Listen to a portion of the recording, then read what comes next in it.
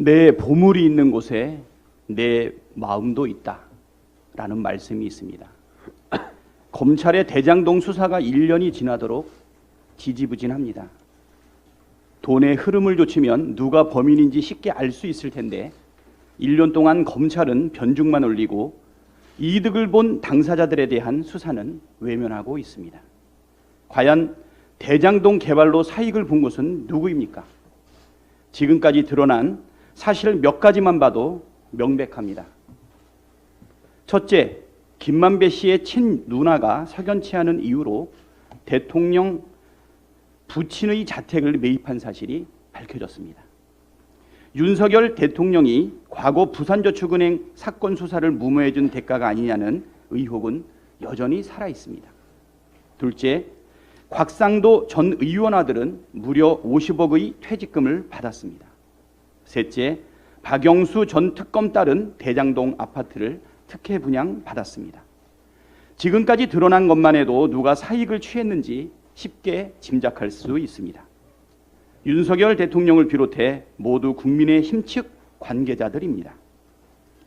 그런데도 검찰은 사안의 본질과 핵심은 철저하게 외면하고 답정너처럼 제1야당 대표를 타겟으로 정치 탄압에 올인하고 있습니다.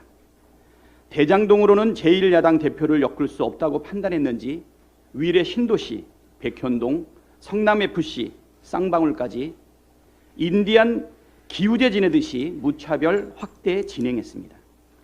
누가 봐도 명백한 별건 수사를 문화발식으로 확장하면서 뭐든 하나라도 걸려라 덤벼드는 게 지금 검찰의 행태입니다.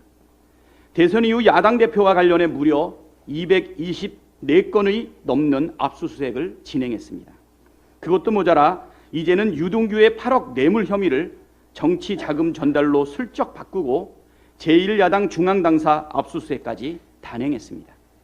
그 사이에 윤석열 대통령 본인, 부인 김건희 여사, 장모 최은순 씨 사건 수사는 사라졌습니다.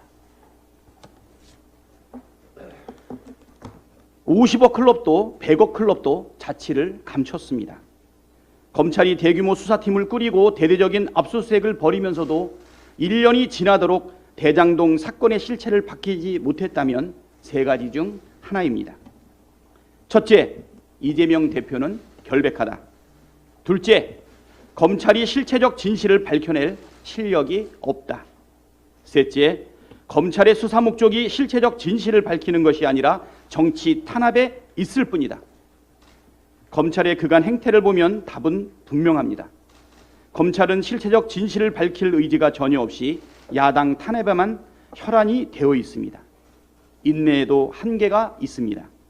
치솟는 물가, 날로 높아지는 금리, 떨어질 줄 모르는 환율로 고통받는 국민의 삶을 지키기 위해 민생의 전념에도 모자랄 때 윤석열 정권은 검찰을 앞세워 칼춤을 추며 정적 제거에만 혈안이 되어 있습니다. 검찰이 수사가 아닌 정치를 하는 상황을 더는 용납할 수가 없습니다. 수사를 빙자한 야당 탄압, 정치 탄압을 중단하지 않는다면 특단의 조치를 취할 것을 엄중하게 경고합니다. 이상입니다.